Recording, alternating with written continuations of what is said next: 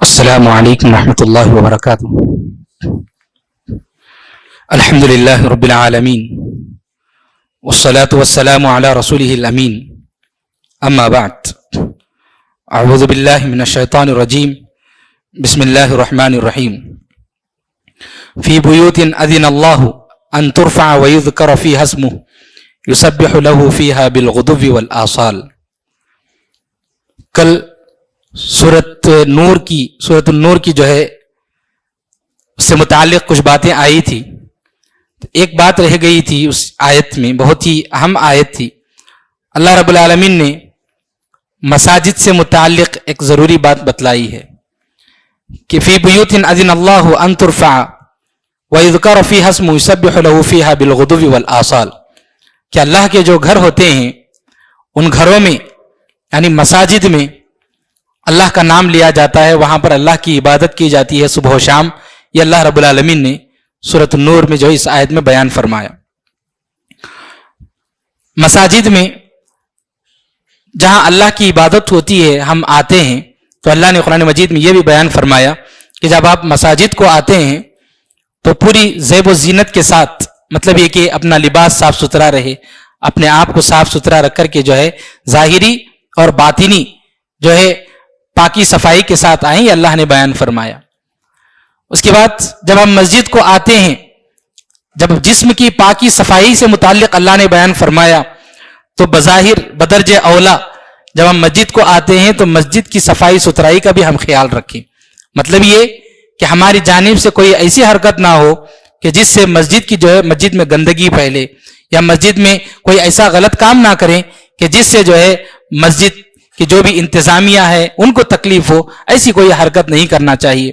ہم جانتے ہیں کہ اللہ کے نبی صلی اللہ علیہ وسلم نے ایک مرتبہ ایک دیوار پر کچھ رینٹ جو کہ غلاظت تھی کسی نے تھوک دیا تھا، تو صحابہ بیان کرتے ہیں کہ اللہ کے نبی صلی اللہ علیہ وسلم کو ہم نے کبھی بھی اتنے غصے میں نہیں دیکھا، آپ کا چہرہ غصے سے لال ہو گیا تھا، اتنا غصہ آپ صلی اللہ علیہ وسلم کو آیا۔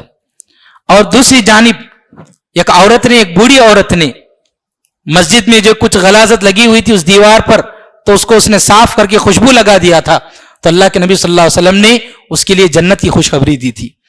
اس عورت کا انتقال ہو گیا، اللہ کے نبی صلی اللہ علیہ وسلم کو پتہ نہیں چلا، بعد میں تدفین کے بعد اللہ کے نبی کو پتہ چلا، تو آپ صلی اللہ علیہ وسلم نے فرمایا صحابہ سے کہ آپ لوگوں نے مجھے بتلایا کیوں نہیں؟ تو آپ صلی اللہ علیہ وسلم الگ سے اس عورت کے لیے آپ صلی اللہ علیہ وسلم نے جو ہے جنازے کی نماز پڑھی۔ تو ہم ان روایات سے، قرآن کی ان آیات سے ہم یہ بات سمجھ سکتے ہیں کہ مسجد کی اہمیت، اس کی پاکی صفائی کی اہمیت کو ہم سمجھ سکتے ہیں۔ تو ہمارے پاس یہاں پر دو کیٹیگریز ہیں، ایک اللہ کے نبی صلی اللہ علیہ وسلم پر اتنا بہت غصہ جو ہوئی کہ آپ صلی اللہ علیہ وسلم بہت غصہ اتنا کم ہوتے تھے کہ جو ہے بہت کم اس مرتبہ ایسا ہوتے کہ آپ کا چہرہ غصے سے لال ہوتا، تو مسجد کو گندا کرنے پر آپ صلی اللہ علیہ وسلم اتنا غصہ ہو گئے۔ اور دوسری جانب دوسری کیٹیگری جو ہے جس نے پاکی صفائی کا خیال رکھا، اللہ کے نبی صلی اللہ علیہ وسلم نے اس کے لیے جو خوشخبری دی اور اس کے لیے الگ سے آپ صلی اللہ علیہ وسلم گئے اور جنازے کی نماز پڑھی۔ اب یہ ہمارے اوپر ہے کہ ہم کس کیٹیگری میں جائیں، کیا ہم مسجد کو گندا کریں جس زمرے میں اللہ کے نبی صلی اللہ علیہ وسلم نے غصہ کیا، یا پھر اس کیٹیگری میں جائیں جس میں جو ہے اللہ جو ہے پاکی صفائی کا جو ہے خیال رکھ کے اللہ کے نبی صلی اللہ علیہ وسلم جو اس سے خوش ہو گئے۔ تو اس بات کا جو ہے ہمیں خیال رکھنا چاہیے، مساجد کا احترام، مساجد میں جو ہے پاکی صفائی کا خیال، شور و غل، ان ساری چیزوں کا خیال رکھنا چاہیے۔ ایک اہم بات اس سلسلے میں ہم یاد رکھیں، وہ یہ کہ ہم مساجد کو آتے ہیں اللہ کی عبادت کے لیے اور نیکیاں حاصل کرنے کے لیے۔ اگر ہم مساجد میں آ کر کے کوئی بھی غلط چیز یہاں پر کر کے، مطلب یہ کہ کچھ گندگی پھیلا کر گئے، تو جاتے ہوئے ہم گناہ لے کر کے جا رہے ہیں، آ رہے ہیں نیکی حاصل کرنے کے لیے اور جا رہے ہیں گناہ حاصل کر کے، یہ ہمارے لیے بدقسمتی کی بات ہوگی۔ اس لیے ہمیں چاہیے، چاہے ہم مرد ہوں یا پھر خواتین جو ہماری ماں اور بہنیں ہیں، سب سے گزارش ہے کہ جب ہم مسجد کو آتے ہیں تو پاکی صفائی کا ضرور خیال رکھیں، ہم گندگی نہ پھیلائیں، بلکہ یہ کوشش کریں کہ اگر کوئی ایک لکڑی کا چھوٹا سا تنکا بھی اگر پڑا ہوا ہے تو اس کو نکال کر کے ہم اس کو صاف کرنے کی کوشش کریں، تاکہ ہم جو ہے اس فضیلت میں چلے جائیں۔ یہ ہمیں جو ہے مساجد کا جو ہے خیال رکھنا چاہیے۔ اللہ رب العالمین نے سورہ نور میں جو ہے مساجد سے متعلق جو ہے بات بتلائی کہ یہاں پر اللہ اس کو یاد کیا جاتا ہے اور صبح و شام یہاں پر اللہ کی عبادت کی جاتی ہے، وہ اللہ رب العالمین نے سورت میں بیان فرمایا۔ اس کے بعد شروع ہوتی ہے سورۃ الفرقان. سورۃ الفرقان، فرقان قرآن کا ایک نام ہے. فرقان کے معنی ہیں حق و باطل کے درمیان فرق کرنے والی کتاب. اس سورت میں اللہ رب العالمین نے یہ بتلایا کہ مشرکین مکہ نبی صلی اللہ علیہ وسلم اور قرآن دونوں پر شک کیا کرتے تھے. نبی کریم صلی اللہ علیہ وسلم کے بارے میں کہتے وقالوا ما لهذا الرسول، یہ کیسا نبی ہے، یہ کیسا رسول ہے، یاکل الطعام، کھانا بھی کھاتا ہے، ویمشون فی الاسواق، اور بازاروں میں بھی جو چلتا ہے پھرتا ہے آتا ہے جاتا ہے، یہ کیسا رسول ہے. یہ لوگ جو ہے مانتے نہیں تھے کہ نبی کھائے بھی، نبی پیے بھی، نبی آرام کرے بھی، نبی بازاروں میں جائے بھی، مانتے ہی نہیں تھے اس بات کو. تو عجیب عجیب قسم کے جو ہے تانے دیتے اور جو ہے مذاق اڑایا کرتے تھے. اور قرآن کے تعلق سے کہتے وقالوا اساطیر الاولین اکتتبها، کہ یہ تو بس پرانے لوگوں کی قصے کہانیاں ہیں، اس میں نبی نے بیٹھ کر کے جو ہے نقل کیا ان ساری باتوں کو.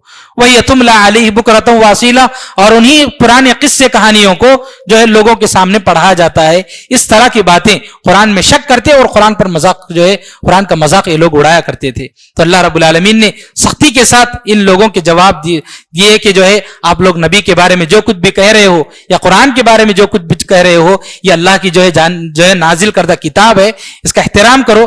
یہ ساری باتیں جو ہے اس صورت کے اندر جو ہے اس کے متعلق بتلائی گئی.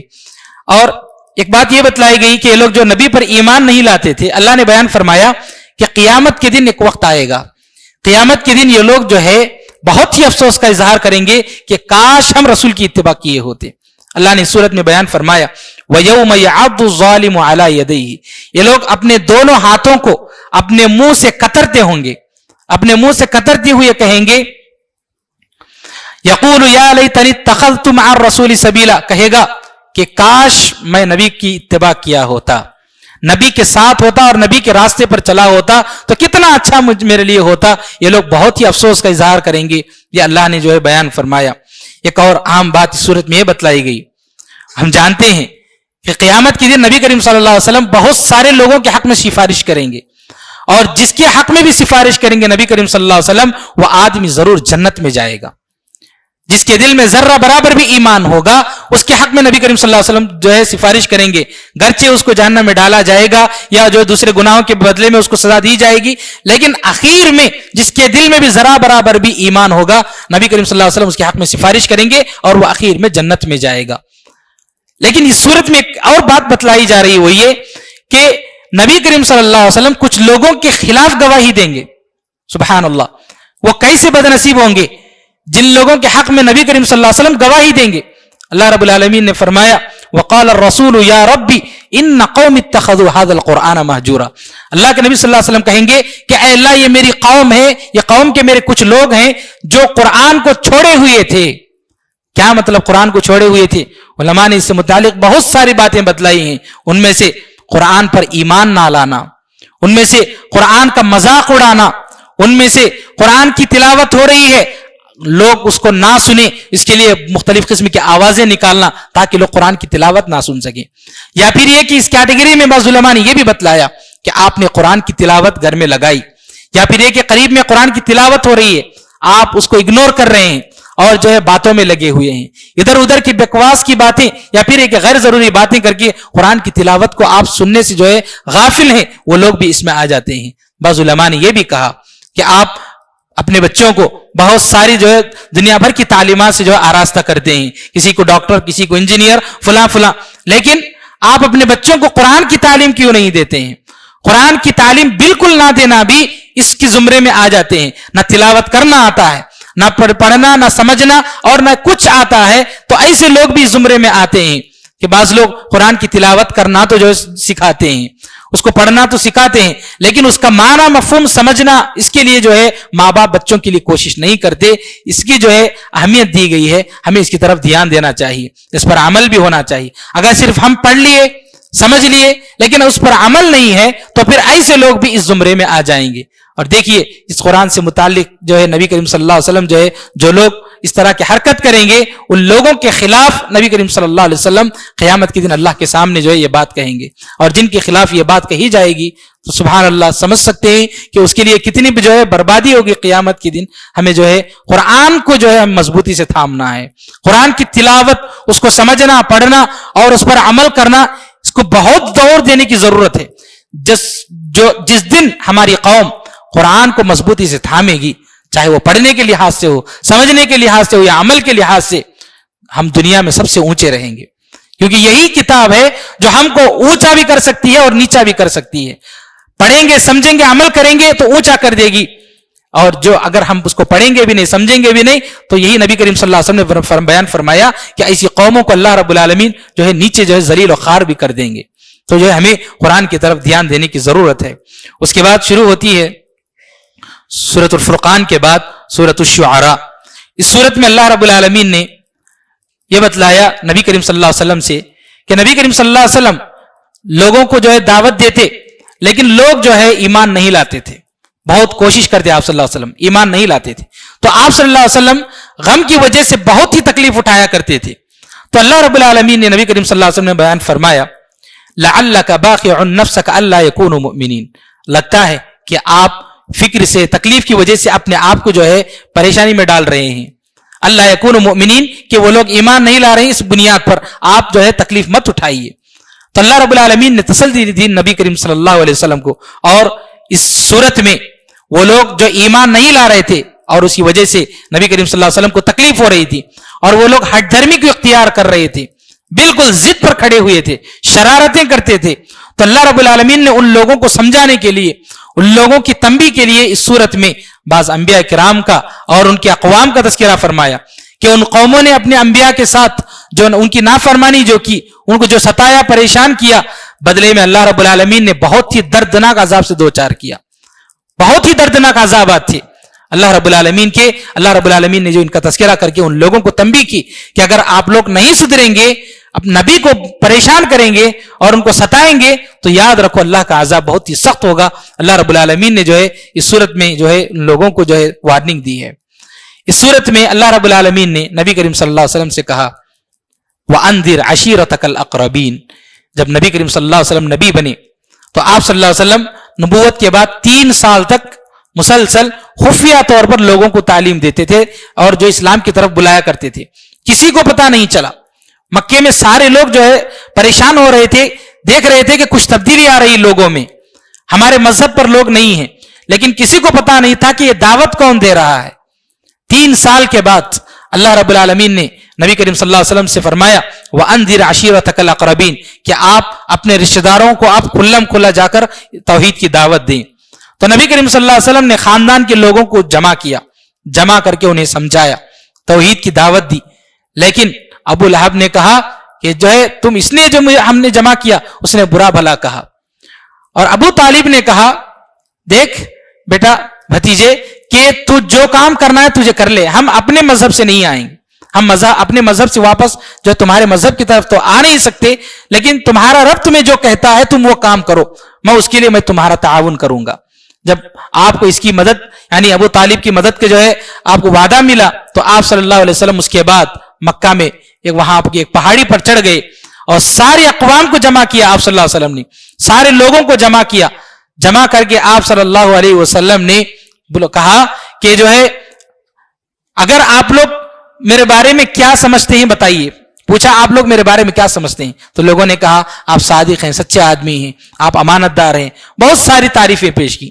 اس کے بعد نبی کریم صلی اللہ علیہ وسلم نے کہا اگر میں یہ کہوں کہ اس پہاڑ کے پیچھے قافلہ آ رہا ہے اور وہ آپ پر حملہ کرنے والا ہے، اگر میں یہ کہوں تو آپ لوگ مانیں گے اس بات کو؟ تو لوگوں نے کہا بالکل مانیں گے، کیونکہ آپ سچے ہیں، آپ کبھی جھوٹ نہیں بول سکتے. تو نبی کریم صلی اللہ علیہ وسلم نے اس موقع پر کہا تو پھر کہو لا الہ الا اللہ تفلحون، کہ آپ لوگ لا الہ الا اللہ پڑھ لو، آپ لوگ کامیاب ہو جاؤ گے. جیسے ہی اس کلمے کو، اس بات کو سنا، مشرکین اعراض کرنے لگے. بلکہ ابو لہب اس نے کہا کہ جو ہے بربادی ہو تیرے لیے محمد، کیا تو نے اس کام کے لیے، اس بات کے لیے ہمیں یہاں پر جمع کیا تھا؟ اس طرح کی غلط سلط باتیں کر کے جو ہے ابو لہب نے جو ہے پریشان کیا. اس کے بعد اسی کے بعد سے مشرکین کے جو ہے خیالات، ان کے ظلم و ستم بڑھنے لگا، یہاں تک کہ ان لوگوں نے جو ہے مسلمانوں کا قتل شروع کر دیا. یہاں سے ان کا ظلم و ستم بڑھ گیا. تو اس صورت میں اللہ رب العالمین نے رشتہ داروں کو جا کر جو ہے دعوت دینے کی جو ہے نبی کریم صلی اللہ علیہ وسلم کو تعلیم دی، حکم دیا تھا. اس کے بعد جو سورت شروع ہوتی ہے سورۃ الشعراء کے بعد سورۃ النمل. سورۃ النمل کل ہم نے آج سنی تھی اور آج بھی ہم نے جو ہے اس سورت کو مکمل کیا. सूरत नमल, नमल का माना है अरबी जबान में चींटी को जो है नमल कहा जाता है। इस सूरत में जैसा कि पिछली सूरत शुआरा में बतलाया गया कि वहां पर कुछ हट धर्म लोग थे जो अंबिया को झुटलाते थे, उनका तस्करा आया और उनके लिए बाज़ अक़वाम के जरिए से जो है तस्करे से उन्हें डराया गया। इस सूरत में, सूरत नमल में, जो लोग झुटलाए नहीं बल्कि दीन को कबूल किए, हक को कबूल किए, उन लोगों का तस्करा आया। और हक को कबूल करने की वजह से उन्हें अल्लाह की जानिब से क्या नेमतें मिली, क्या इनामात मिले, उसका तस्करा जो है इस सूरत में आया। इस सूरत में अल्लाह रब्बुल आलमीन ने सुलेमान अलैहिस्सलाम, दाऊद अलैहिस्सलाम, उनका तस्करा फरमाया और उन्हें अल्लाह रब्बुल आलमीन ने क्या क्या नेमतें दी, इसका जो है तस्करा फरमाया। सुलेमान अलैहिस्सलाम, इनके बारे में हम जानते हैं कि सुलेमान अलैहिस्सलाम जो है परिंदों की बोलती समझते थे, जानवरों, जिन्नों वगैरह पर जो हुकूमत जो है अल्लाह रब्बुल आलमीन ने उन्हें दी थी। तो सुलेमान अलैहिस्सलाम इसका जो है हमेशा अल्लाह रब्बुल आलमीन से जो है शुक्र बजा लाते थे। इस सूरत में सुलेमान अलैहिस्सलाम की जो हुकूमत थी, उस हुकूमत से मुताल्लिक दो वाक़यात का तस्करा किया गया, एक चींटी का तस्करा और एक हुदहुद परिंदे का तस्करा। चींटी का तस्करा ये कि सुलेमान अलैहिस्सलाम अपना लश्कर लेकर आ रहे थे, चींटियां रास्ते में फिर रही थी, तो एक चींटी ने सारी चींटियों से कहा, वक़ालत नमलतुन या अय्युहन नमलु उदखुलू मसाकिनकुम, क्या ऐ चींटियों तुम लोग अपने अपने बिलों में दाखिल हो जाओ, ला यहतिमन्नकुम सुलेमानु व जुनूदुहु वहुम ला यशउरून, कहीं ऐसा ना हो कि सुलेमान और उसका लश्कर जो है तुम्हें रोन दे और जो है तुम्हें खत्म कर दे, ऐसा ना हो। तो सुलेमान अलैहिस्सलाम जो कि चरिंदों, परिंद या कीड़े मकोड़ों की जो बोली समझते थे, इस बात को जब सुलेमान अलैहिस्सलाम से सुना, फतबस्सम दाहिकम मिन कौलिहा, सुलेमान अलैहिस्सलाम ने मुस्कुराया कि देखिए चींटियां जो है अपनी चींटियों का किस तरह ख्याल कर रही है। फिर उसके बाद सुलेमान अलैहिस्सलाम ने अल्लाह का शुक्र अदा किया कि अल्लाह ने तूने मुझे कितनी प्यारी नेमत दी है कि इन लोगों की बातें मैं सुन रहा हूं, समझ रहा हूं, तेरी जानिब से मेरे लिए बहुत बड़ी नेमत है। सुलेमान अलैहिस्सलाम ने उसका शुक्र अदा किया। उसके बाद हुदहुद परिंदे का तस्करा आया। सुलेमान अलैहिस्सलाम के दरबार में एक परिंदा जो हुदहुद एक मर्तबा गायब था, तो सुलेमान अलैहिस्सलाम ने पूछा कि हुदहुद परिंदा कहां है। तो कुछ देर के बाद हुदहुद परिंदा आया। जब वो आया तो उसने कहा कि मैं एक पैगाम लेकर आया हूं, वो ये कि यमन में कौम सबा है, कौम सबा के लोगों को अल्लाह रब्बुल आलमीन ने बहुत माल दिया है, बहुत सारी नेमतें हैं, और उनकी मलिका, उनकी रानी जो है एक औरत है, और वो लोग, ताजुब की बात यह है कि वो लोग अल्लाह को छोड़ करके सूरत का सजदा कर रहे हैं। देखिए एक परिंदे के पास भी तौहीद और शिर्क का चीज उसकी तमीज है, और वो पैगाम लेकर के नबी के पास सुना रहा है। तो अल्लाह की जितनी भी मखलूकात हैं, वो मखलूकात, चरिंदे, परिंदे जो भी हैं, सब अल्लाह की इबादत करते हैं और एक अल्लाह की इबादत करते हैं। सुलेमान अलैहिस्सलाम ने मलिका की तरफ जो है खत लिख कर भेजा कि जो है तुम इस्लाम को कबूल कर लो, एक अल्लाह की इबादत की मान लो। उसने ये समझा कि ये कोई आम बादशाह है, खत लिखकर भेजा है जिसको जो है कुछ माल चाहिए। तो मलिका ने अपने वजीरों से मशवरा करके कुछ माल, तोहफे, तहाइफ, बहुत सारा सोना वगैरह जो है भेज दिया। तो सुलेमान अलैहिस्सलाम ने जो है उन लोगों को माल वापस भेज करके कहा कि मैं इसलिए नहीं भेजा हूं, अगर तुम लोग इस्लाम कबूल नहीं करोगे तो फिर हम तुम पर हमला करेंगे। उसके बाद मलिका ने सबा ने समझा कि सुलेमान इतना माल भेजने के बावजूद भी जो है वो वापस कर रहे हैं, तो इसका मतलब ये कि जरूर मुखलिस आदमी है, बहुत ही अच्छे आदमी है। तो खुद मलिका मिलने के लिए जो सुलेमान अलैहिस्सलाम के पास आई, चुनाचे फिर आखिर सुलेमान अलैहिस्सलाम के समझाने पर वो मलिका जो है उसने इस्लाम कबूल कर लिया। इस वाक़े का भी जो है इस सूरत में तज़किरा आया। इस सूरत में, सूरत नमल में, इस सूरत में चूंकि जानवरों का तज़किरा आ रहा है, तो एक जानवर का तज़किरा किया गया जो कि क़यामत के करीब जो है जमीन से अल्लाह रब्बुल आलमीन उसको निकालेगा। अल्लाह रब्बुल आलमीन ने उसके ताल्लुक से बयान फरमाया कि एक जानवर आने वाला है क़यामत के करीब, वो जानवर जो है उससे बात करेगा, लोगों से बात करेगा। तो नबी करीम सल्लल्लाहु अलैहि वसल्लम ने भी हदीस में बयान फरमाया कि कुछ निशानियों का तज़किरा बयान करके फरमाया कि ये निशानियां जब तक नहीं आएंगी तब तक क़यामत नहीं आएगी। उन निशानियों में तज़किरा फरमाया कि एक जानवर आएगा क़यामत के करीब जो लोगों से जो है बात करेगा। इसके ताल्लुक से जो है अल्लाह रब्बुल आलमीन ने इस सूरत में बयान फरमाया। उसके बाद जो सूरत शुरू होती है सूरतुल क़सस, सूरतुल क़सस, इसमें यह बतलाया गया कि मुशरिकीन मक्का जो माल उनको मिला था, जो नेमतें उन्हें मिली थी, काफी मुतकब्बिर हो गए थे, बहुत गुरूर उनको आ गया था, और वो अपने आप को बहुत ताकतवर समझते थे कि हम बहुत ताकतवर हैं, हमें कोई कुछ नहीं कर सकता, हमारे पास बहुत सारी नेमतें हैं, ये समझते थे। तो इस सूरत में, सूरतुल क़सस में اللہ رب العالمین نے فرعون کا، قارون کا اور حامان کا تذکرہ کیا کہ یہ لوگ بہت ہی پاورفل لوگ تھے، بہت ہی طاقتور لوگ تھے، ان کے پاس حکومت بھی تھی اور بہت مال بھی تھا کسی کے پاس. اتنے سب طاقت ہونے کے باوجود یہ لوگ جو تکبر کیا کرتے تھے، تو اللہ رب العالمین نے اس کی وجہ سے انہیں تباہ و برباد کر دیا. تو ان کا تذکرہ جو اس صورت میں آیا خصوصیت کے ساتھ، موسیٰ علیہ السلام اور فرعون کا تذکرہ اس صورت میں جو ہے تفصیل سے آیا کہ موسیٰ علیہ السلام کیسے فرعون کے دربار سے نکلے، وہاں پر جو کچھ مسئلہ پیش آیا، آپ ہجرت کر کے مدین گئے، وہاں پر جو ہے شعیب علیہ السلام کے ساتھ آپ کی ملاقات ہوئی. شعیب علیہ السلام نے جو ہے اپنی ایک بیٹی سے جو ہے موسیٰ علیہ السلام کا نکاح کر دیا اور یہ کہا کہ آپ میرے ساتھ نکاح اس بدلے میں کر رہا ہوں کہ آپ میرے ساتھ 8 سال یہاں پر رہیں گے. اگر آپ 10 سال رہتے ہیں تو آپ پر جو ہے اس پر زبردستی تو نہیں ہے، لیکن آپ 8 سال یہاں پر رہیں گے. یہ کہا گیا. موسیٰ علیہ السلام 8 سال رہے. اس کے بعد جو ہے وہ مدت جو بھی شعیب علیہ السلام نے بتائی، وہ مدت پوری کرنے کے بعد پھر اپنی بیوی بچوں کو لے کر کے موسیٰ علیہ السلام فرعون کے پاس گئے. اللہ نے حکم دیا کہ آپ جا کر فرعون کو توحید کی دعوت دیں. یہ سارا واقعہ جو ہے پوری تفصیل سے یہاں پر بیان کیا گیا. تو فرعون، ہارون اور حامان اور قارون کا تذکرہ کیا گیا کہ یہ لوگ متکبر لوگ تھے. اللہ رب العالمین نے انہیں جو ہے برباد کیا اور ان لوگوں کو جو ہے سخت سزا دی بتلایا گیا. بالخصوص یہاں پر قارون جو تھا اور پھر ابو لہب جو تھا، یہ دونوں ایسے تھے. اللہ رب العالمین نے قرآن مجید میں ان کا نام لے کر کے ان دونوں پر اللہ کی لعنت کی. اللہ نے لعنت بھیجی. وجہ یہ کہ قارون جو ہے موسیٰ علیہ السلام کا رشتہ دار تھا اور ابو لہب نبی کریم صلی اللہ علیہ وسلم کا رشتہ دار تھا. ایک طرف یہ دونوں رشتہ دار، ایک طرف جو ان لوگوں نے ایمان نہیں لایا اور دوسری طرف بحیثیت خاندان رشتہ دار ہونے کے اس کا بھی کچھ جو ہے خیال نہیں رکھا، بلکہ جو ہے ابو لہب نے کتنا پریشان کیا، جو ہے تکلیفیں دی. اس لیے ان دونوں کا تذکرہ کر کے اللہ رب العالمین نے ان دونوں پر جو ہے لعنت بھیجی ہے. یہاں پر قارون کا تذکرہ کر کے بیان فرمایا گیا، ان قارون کان من قوم موسیٰ فبغى علیہم، کہ قارون موسیٰ علیہ السلام کی قوم سے تھا، اس نے جو ہے سرکشی کی. وآتیناہ من الکنوز ما ان مفاتحہ لتنوء بالعصبۃ اولی القوہ، اللہ رب العالمین نے اتنا خزانہ اس کو دیا کہ اس کی چابیاں اٹھانے کے لیے ایک طاقتور جماعت کی ضرورت تھی. اذ قال له قومه لا تفرح ان اللہ لا يحب الفرحین، لوگوں نے سمجھایا کہ اتنا مت اکڑ کر، اتنا جو تکبر مت کر، اللہ رب العالمین پسند نہیں کرتا ایسے لوگوں کو. لیکن اس نے نہیں مانا. وابتغ فیما آتاک اللہ الدار الآخرہ، لوگوں نے سمجھایا کہ اللہ نے تمہیں جو کچھ بھی دیا ہے تو تم جو ہے آخرت کے لیے تم اس کی تیاری کرو. ولا تنس نصیبک فی الدنیا، لیکن من الدنیا، اللہ رب العالمین نے جو کچھ دنیا میں تمہیں حصہ دیا ہے، اس میں کوئی یقینی شک کی بات نہیں ہے کہ دنیا میں انسان کو کمانا بھی ہے، اپنے لیے کچھ مال جمع کرنا بھی ہے، اپنے بیوی بچوں کے لیے اس کا انتظام کرنا ہے. یہ ساری چیزیں اپنی جگہ پر ہیں، لیکن آخرت کی تم تیاری کرو. لوگوں نے اس کو سمجھایا. وَأَحْسِن كَمَا أَحْسَنَ اللَّهُ إِلَيْكَ، اللہ نے تمہارے ساتھ جو احسان کیا تم بھی احسان کرو دنیا میں. اور کہا وَلَا تَبْغِ الْفَسَادَ فِي الْأَرْضِ، زمین میں فساد مت مچاؤ. ان اللہ لا يحب المفسدین، اللہ رب العالمین فساد مچانے والوں کو پسند نہیں کرتا ہے.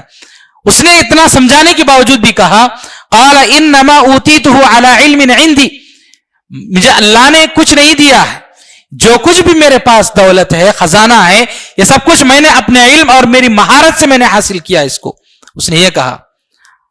اس کے بعد لوگوں نے سمجھایا. اللہ رب العالمین نے کہا اس طرح کے کتنے لوگ آئے گئے، ایسے متکبر لوگ. اللہ رب العالمین نے اس سے پہلے بھی ایسے لوگ آئے تھے، تو سب کو جو اللہ رب العالمین نے تباہ و برباد کر کے رکھ دیا. یہ فرمایا.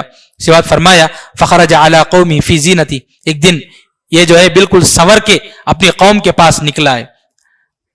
وقال الذین یریدون الحیات الدنیا، جو لوگ دنیاوی زندگی کو جو ہے چاہتے تھے، دنیاوی زندگی کو زیادہ جو ہے پریفر کرتے تھے، ان لوگوں نے کہا یا لیت لنا مثل ما اوتی قارون، کاش قارون کے پاس جو مال ہے وہی مال ہمارے پاس ہوتا.